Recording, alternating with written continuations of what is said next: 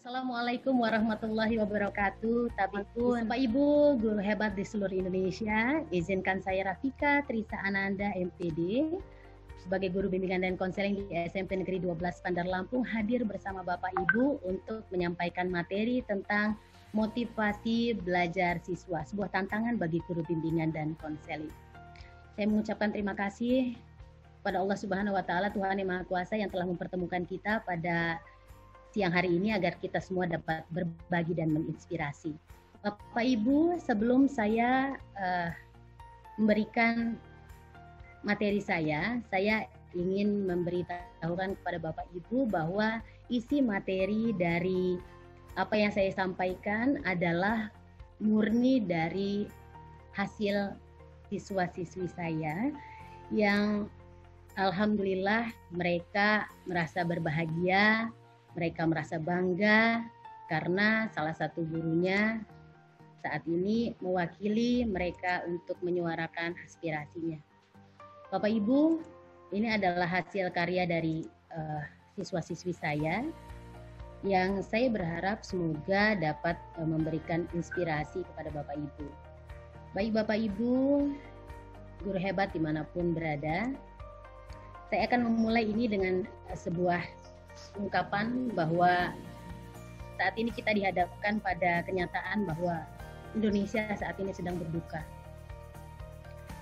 Saat ini kita semua sedang memasuki masa yang sulit, di mana bukan hanya Bapak Ibu guru hebat di seluruh Indonesia yang berduka, orang tua siswa,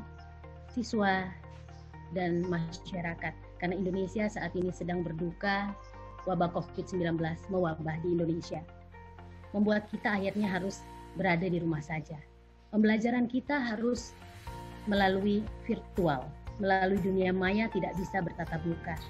Tentu ini menjadi kesedihan tersendiri bagi kita, para pengajar di seluruh Indonesia.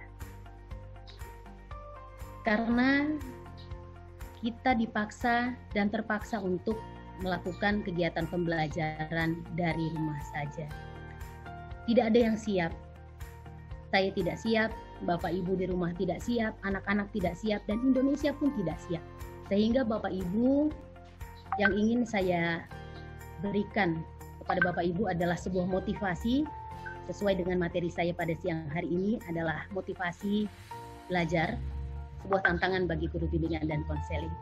Ini adalah hasil dari gambar siswa-siswi saya yang begitu antusias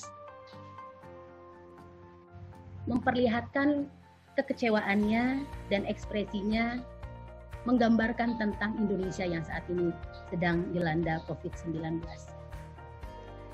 Dari sini, dari gambar ini dapat kita lihat bahwa banyak dampak yang ditimbulkan setelah terjadinya COVID-19.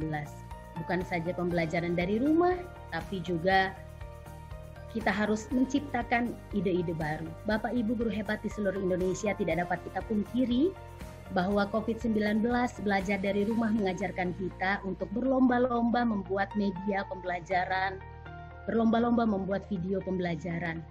Tapi apakah itu menjadi sebuah solusi bagi peserta didik? Karena keterbatasan kuota, karena banyak siswa-siswi kita yang belum memiliki handphone, dan banyak di antara kita pun memiliki problematika masing-masing. Bapak Ibu, dari sini saya tidak akan memberikan materi tentang bagaimana berbagi di dalam kelas, bagaimana kita berbagi beban dan derita kita karena semua saat ini sedang dalam derita.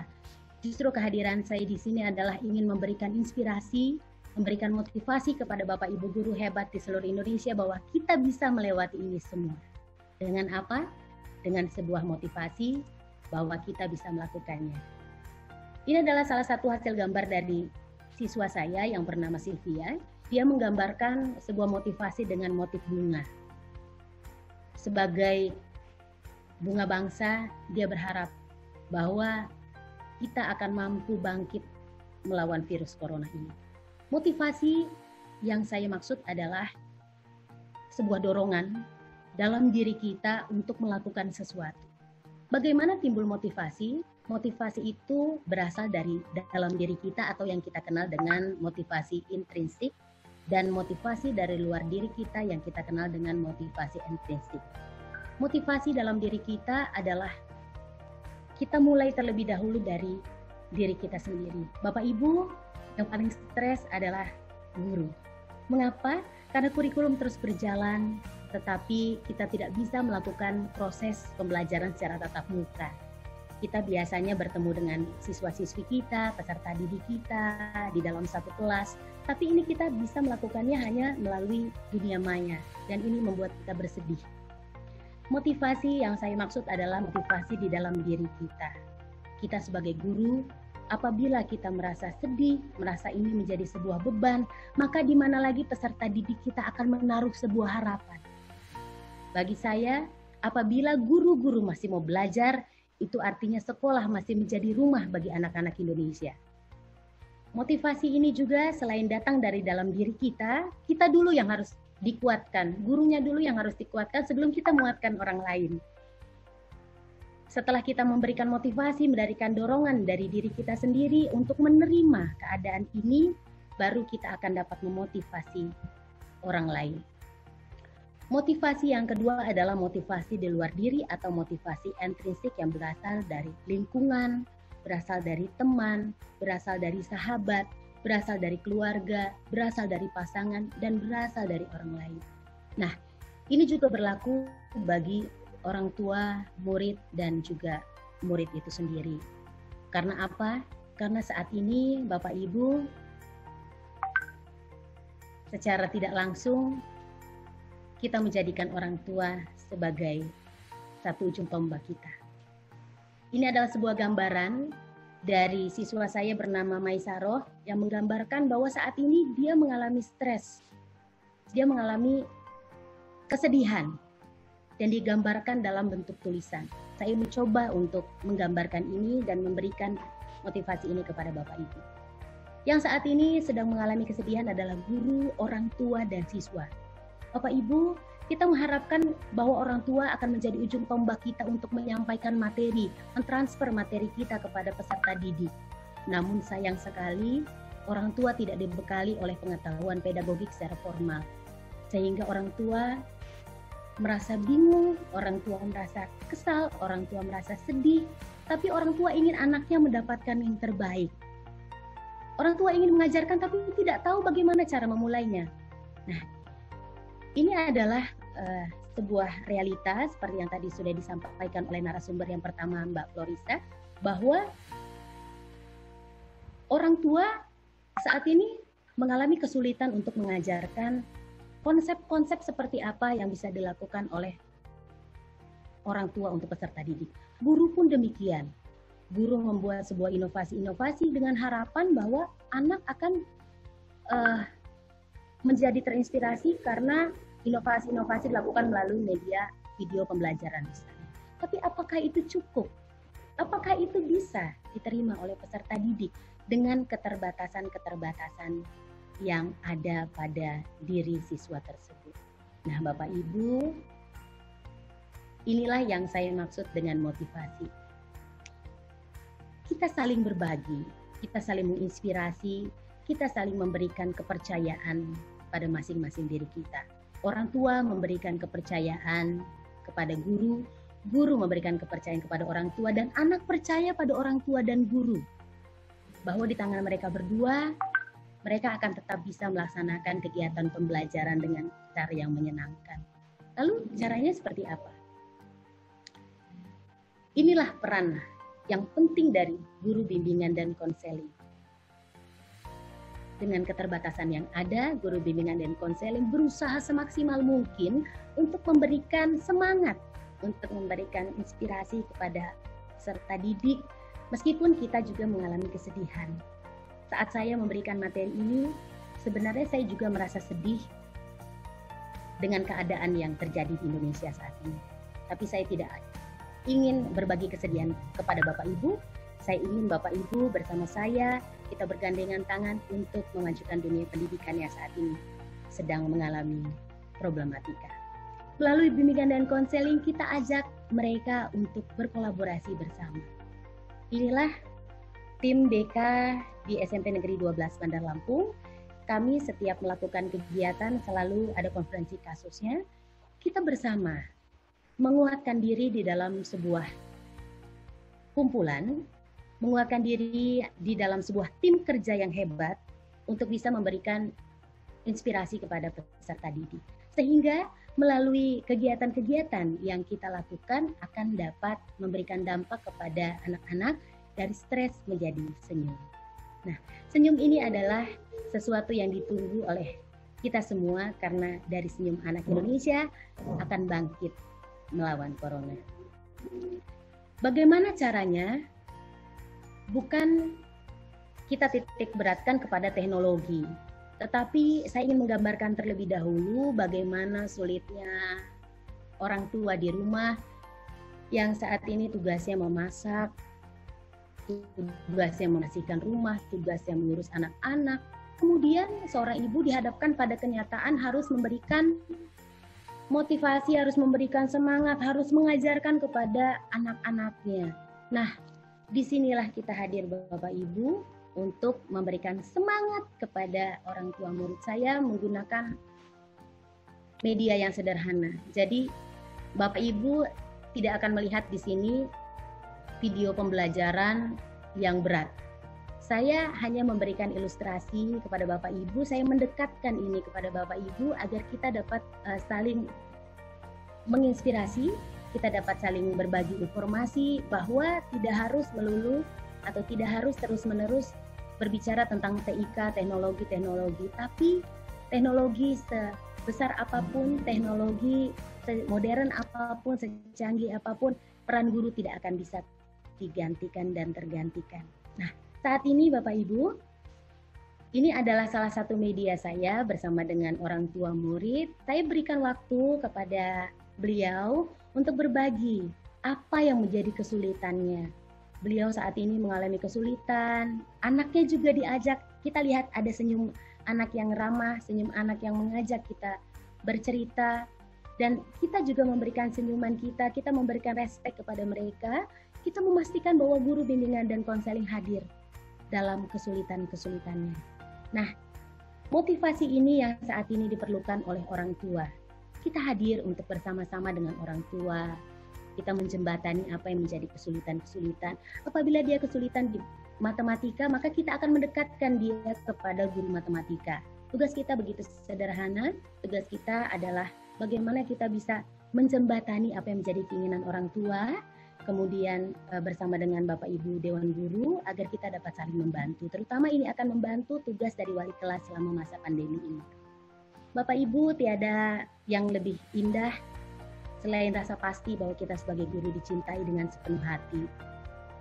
Dari dulu, ini dan nanti. Nah, ini adalah salah satu gambaran saya bersama siswa saya dalam keadaan kesedihan kita masih terus berbagi cinta untuk Indonesia. Baik, kita akan lanjut. Bapak Ibu guru hebat di seluruh Indonesia. Melanjutkan materi saya, inilah pentingnya bimbingan dan konseling menjadikan rumah belajar bagi siswa.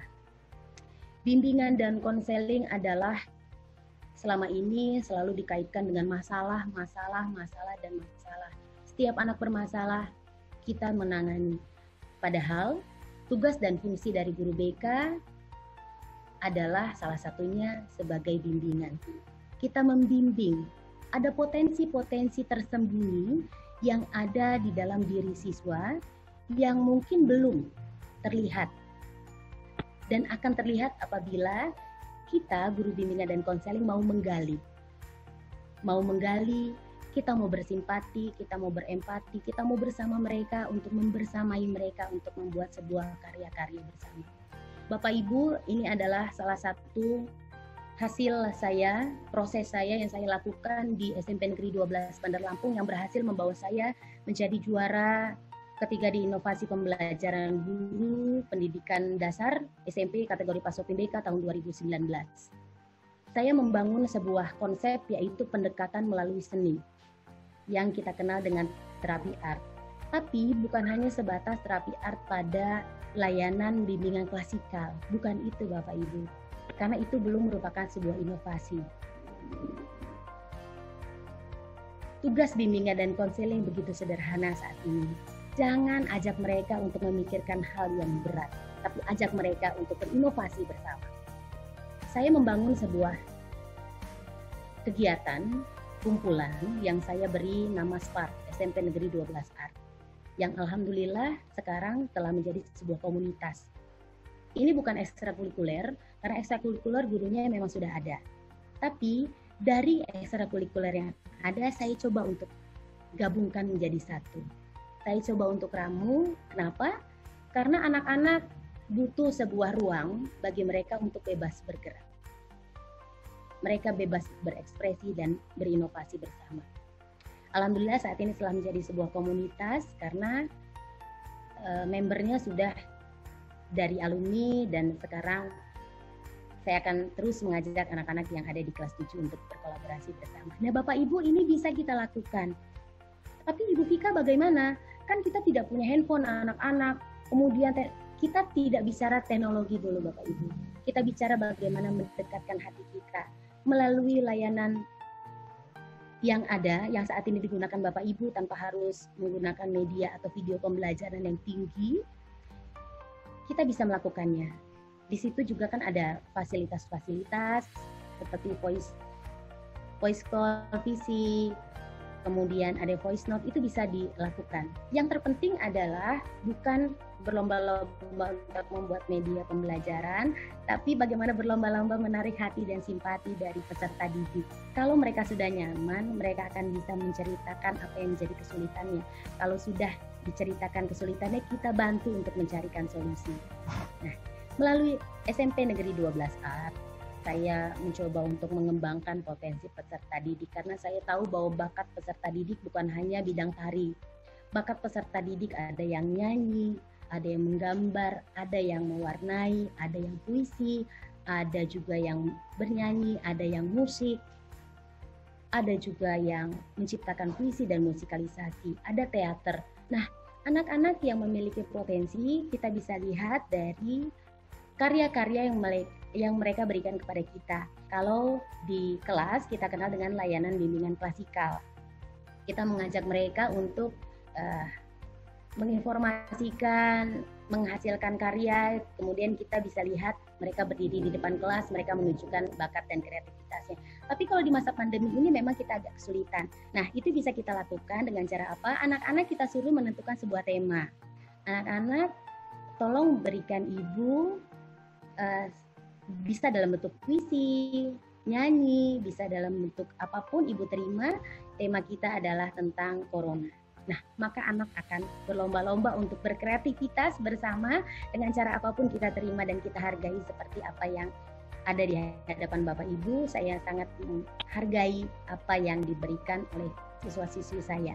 Bapak Ibu, sesungguhnya ini bukanlah slide atau juga ini bukanlah materi yang sebenarnya saya ingin berikan kepada Bapak Ibu. Saya sudah menyiapkan materinya. Tapi pada saat saya berbicara dan memohon doa kepada siswa-siswi saya untuk bisa tampil memberikan inspirasi kepada Bapak Ibu melalui webinar ini, mereka begitu antusias. Mereka mengirimkan karya-karyanya seperti yang Bapak Ibu lihat dalam tayangan di PowerPoint saya. Akhirnya saya tergerak, saya gabungkan itu menjadi satu dan PowerPoint saya yang sudah saya siapkan, saya kesampingkan. Jadi saya buat kembali PowerPoint berdasarkan apa yang ada di gambaran peserta didik. Sehingga inilah yang Bapak Ibu lihat, bahwa peserta didik mencoba menggambarkan dan mereka mendukung, memberikan ruang bagi kita, menginspirasi kita melalui karya-karya yang dihasilkan yang saya perlihatkan kepada Bapak Ibu. Kemudian ini adalah salah satu gambaran terapi seni yang saya lakukan. Hasil gambar ini adalah hasil gambar anak saya saya ikutkan juga untuk bisa bergabung bersama untuk memberikan inspirasinya. Dan dia menuliskan terapi seni dengan bahasa, karena saat ini masih di sekolah dasar, Ini adalah salah satu bentuknya Ibu, kita ajak anak kita terlebih dahulu, keluarga kita ajak terlebih dahulu. Kita inspirasi keluarga kita karena pembentukan karakter dimulai dari keluarga kita dulu. Kemudian kita baru berikan itu kepada peserta didik. Saat ini kita mengalami virus corona, tapi bukan berarti kita harus di rumah saja dengan tidak melakukan apa-apa. Justru dengan cara-cara sederhana, saya tidak menggunakan, sekali lagi saya tidak menggunakan teknologi yang canggih, saya cukup memberikan kepada mereka, anak-anak, tolong pakai baju yang sama, kalau tidak ada silakan pakai baju yang warnanya sama, kemudian silakan tuliskan kata di rumah saja. Dan apa yang terjadi? Ternyata mereka lebih kreatif daripada saya. Dan inilah yang tercipta, mereka menuliskan dengan penuh semangat walaupun mereka ada di rumah saja. Ini semoga bisa menginspirasi Bapak Ibu di rumah. Melalui SMP Negeri 12 Bandar Lampung, alhamdulillah memberikan saya ruang yang besar, memberikan saya kesempatan seluas-luasnya untuk mengekspresikan diri. SMP Negeri 12 Bandar Lampung menjadi rumah kedua bagi saya untuk mengembangkan potensi peserta didik. Melalui SMP Negeri 12 Art atau Sport, saya mengembangkan konsep ini. Sekali lagi, anak-anak saya suruh belajar di rumah, mereka berkreasi sendiri, belajar sendiri. Saya hanya cukup memberikan kata kunci, pakai baju yang sama, kemudian tunjukkan apa yang kalian punya dan inilah hasilnya. Ini adalah salah satu siswa saya, namanya Juan dari kelas 7 dan sekarang sudah kelas 8. Dan ini adalah siswa saya yang sudah alumni, sekarang ada di SMTI, namanya Cindy, dan ini juga sudah kuliah di universitas, sekarang sudah semester 6. Nah, mereka lah yang menjadi tutor bagi adik-adik. Kita cukup membentuk grup, kemudian kita hanya voice saja, kita sederhana-sederhana hal yang kita lakukan, tapi menjadikan sebuah karya inovasi. Bapak Ibu, saya ingin menyampaikan bahwa peran serta dari orang tua menjadi kunci keberhasilan kita pada pembelajaran jarak jauh. Kita berharap peserta didik kita memiliki konsep yang sama dengan kita, tidak bisa. Kita berpikir bahwa peserta didik kita harus sama dengan kita dalam pemikiran, karena itu bukan sebuah hubungan.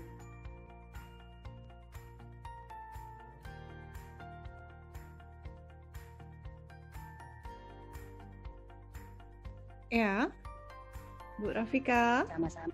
Ini adalah, ya. Iya, Ibu. Ya, tadi sempat putus. Sempat putus sebentar. Oh gitu, ya. Baik, ya. Lanjut. Baik, Bapak Ibu, ini adalah sebuah gambaran bahwa siswa saya yang bernama Sylvia ditemani oleh ibunya berkreasi. Saya sebelumnya berkomunikasi bersama ibu. Ibu, saya titip Sylvia, bakatnya tolong tetap dijaga, tolong tetap semangat, meskipun kita di rumah saja.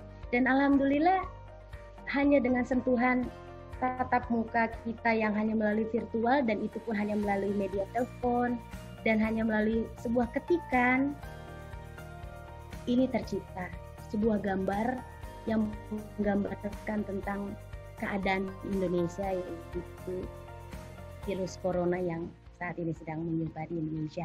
Ada pesan-pesan dari Sylvia bahwa kita tetap di rumah saja, pakai masker, cuci tangan. Saya pikir itu cukup untuk mewakili apa yang disampaikan oleh Ibu Floriska tadi. Bapak Ibu guru hebat di seluruh Indonesia, saya ingin menyampaikan bahwa salah satu inovasi yang bisa kita lakukan adalah yang pertama, kita mengajak orang tua untuk berkolaborasi bersama. Berikan waktu kita tidak sampai 5 menit pada mereka, sapa mereka, apa yang menjadi kesulitannya, walaupun kita bukan sebagai jalan keluar, tapi kita bisa bersama-sama mereka untuk mencarikan jalan keluar. Dengan cara apa? Kita mendekatkan mereka dengan guru masing-masing.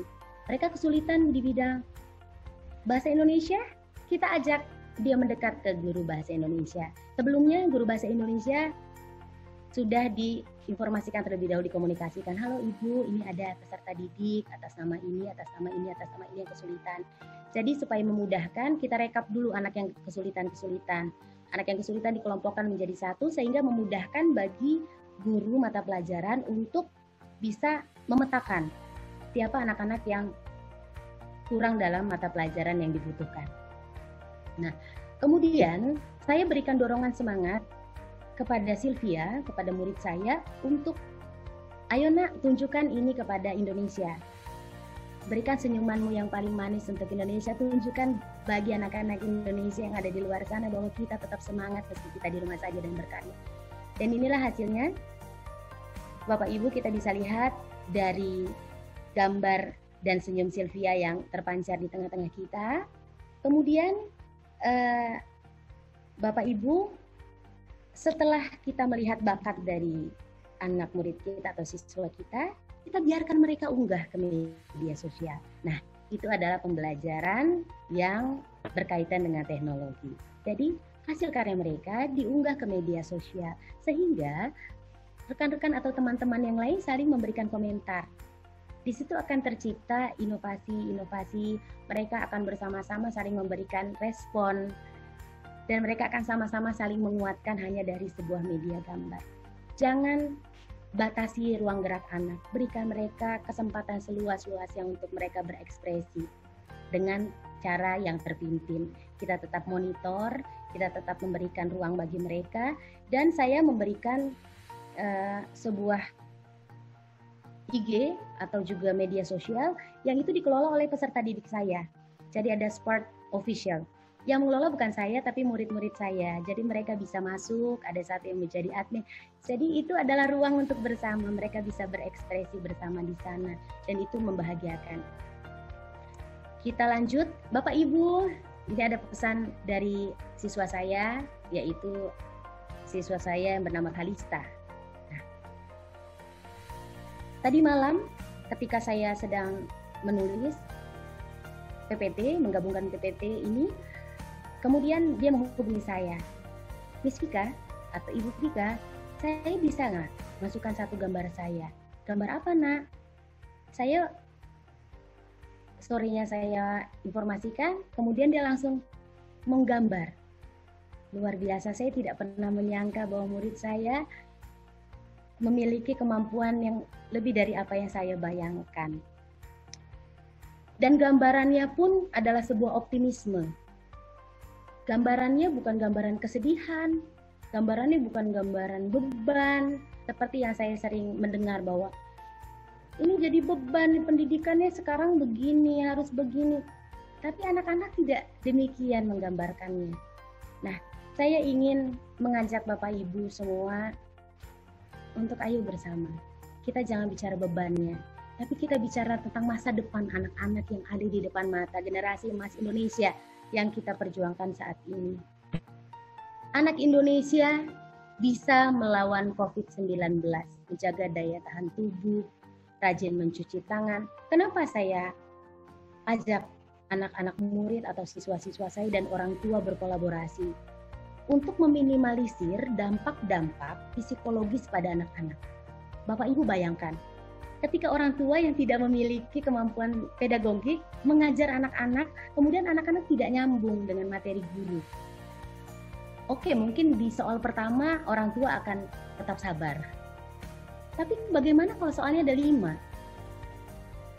Sementara itu tingkatannya sudah tinggi dan orang tua kemampuannya itu tidak sama.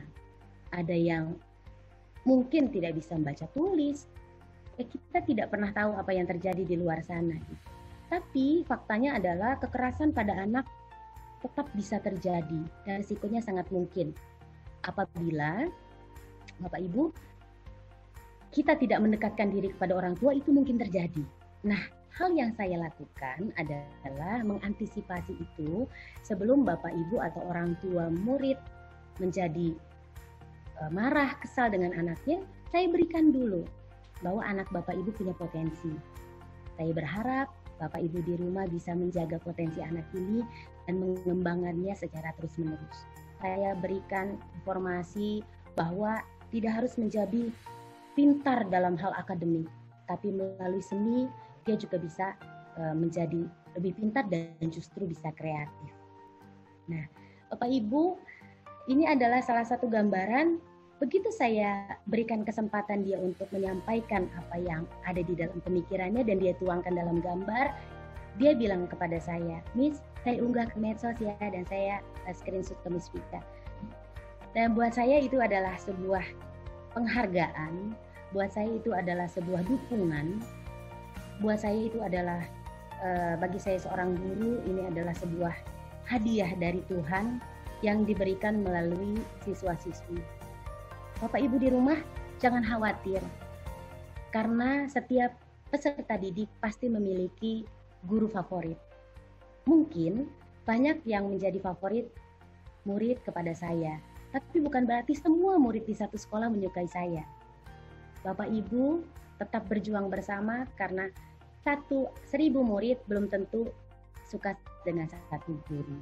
Dia pasti suka dengan, mungkin ada yang suka dengan guru yang galak, ada yang karena dia berpikir adalah guru itu berkarakter. Ada yang suka dengan guru yang suaranya lembut, ada yang dia suka karena karakternya, atau dia suka dengan gaya pembawaannya, cara jalannya. Nah, Bapak Ibu, saya ingin menghadirkan sebuah motivasi bahwa setiap guru pasti memiliki siswa favorit dan siswa pasti memiliki guru favorit. Jadi Bapak dan Ibu tetap bersemangat, Bapak dan Ibu tetap berjuang bersama dengan mereka, membersamai apa yang diperjuangkan oleh mereka semua. Baik. Ya. Baik, selanjutnya Bapak Ibu. Mohon maaf. Selanjutnya Bapak Ibu. Ya. Vika, mohon maaf saya putus sebentar. Waktunya tinggal beberapa menit lagi. Mungkin nanti ada video klip yang mau ditayangkan sama Ibu Vika? Atau ya boleh. Ya. Ya, boleh.